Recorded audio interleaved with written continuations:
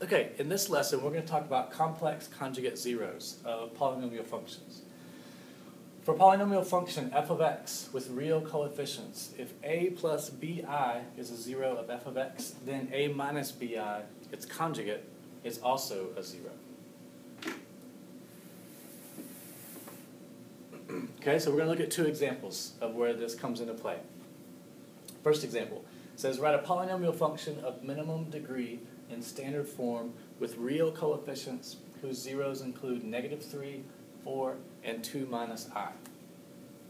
Okay, so they give us 3 of the zeros, and they want us to come up with the equation of a function in standard form that has these zeros. So the first thing we're going to do is start with factored form. If we have the zeros, or some of the zeros, then we can put them into factors. So if -3 is a factor, then x plus 3 is going to be, or excuse me, -3 is a 0, x plus 3 is going to be a factor. If 4 is a 0, x minus 4 is going to be a factor of our function. And if 2 minus I, then x minus 2 minus I is going to be a factor. Now remember, from what we just talked about, if 2 minus I is a 0, then its conjugate is also a 0. So even though they don't list it, x minus 2 plus I is also a factor of this function. Okay, so making sure we go back and read our directions, they don't want this equation in factored form, they want it in standard form. So we need to multiply these factors through and get descending degree order. So I chose to do the first two together, put them in a box, and the second two together, put them in a box. So we get two trinomials. We get x squared minus x minus 12 times x squared minus 4x plus 5. So then if we multiply those to each other, we got a 3 by 3 box. We end up with x to the fourth minus 5x cubed minus 3x squared plus 43x minus 60.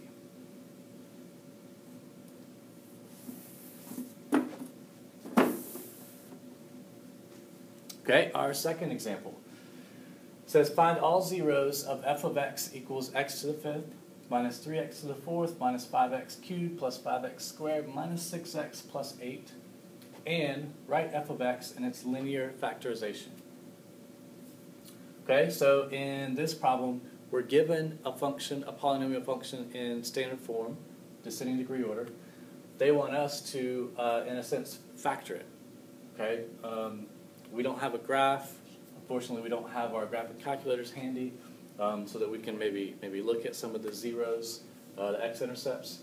So we're going to do it by hand. We're going to start off with our p over q method, our p being the constant 8, and our q is the leading coefficient. And then we look at all of the multiples, just like we did earlier in this unit, and we're going to look at all of the combinations of the multiples of p over the multiples of q.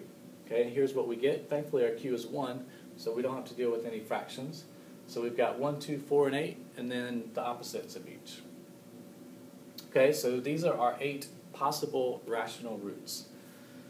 Okay, so now keeping in mind, since the degree of our function is 5, we should expect 5 roots total, but these are just the possible rational roots. So we should not necessarily expect to get 5 of these as our roots. All right. So we've got our 8 possibles. So we go through and do synthetic division. I went through and did 1. I kind of just started on the top and went through. Found out that 1 happened to be a 0. Okay, so using synthetic division, when we find a 0, then we can use that last row for the rest of our synthetic division. Okay, so I brought down that. I tried 2. That didn't work out. I tried 4. And 4 was also a 0.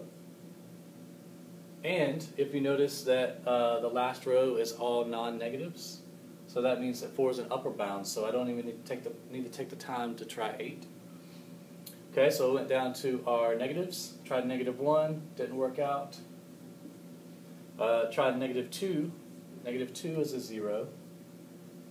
And notice that they alternate non-negative, non-positive, non-negative, non-positive. So that means that negative 2 is a lower bound.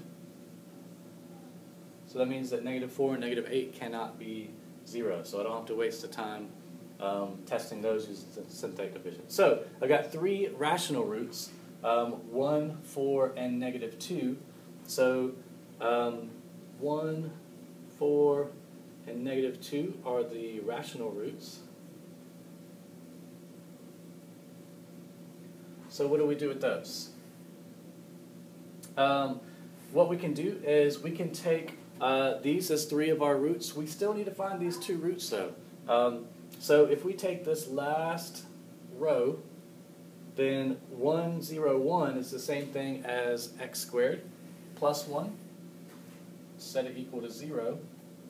Okay, so we've got a quadratic. Remember, whenever we get that synthetic down to 3 numbers, then we can go straight to our equation and solve for that quadratic. So solving for x, subtracting 1 on both sides, square root both sides, we get x is equal to the positive or the negative I.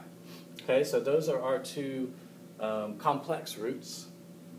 So we've got 1, 4, and negative 2, and we've got positive I and negative I. So if we want to come up with the linear factorization, then we've got our 1 root, x minus 1, our 4 root, x minus 4, our negative 2 root, x plus 2, and then we've got x plus I and x minus I.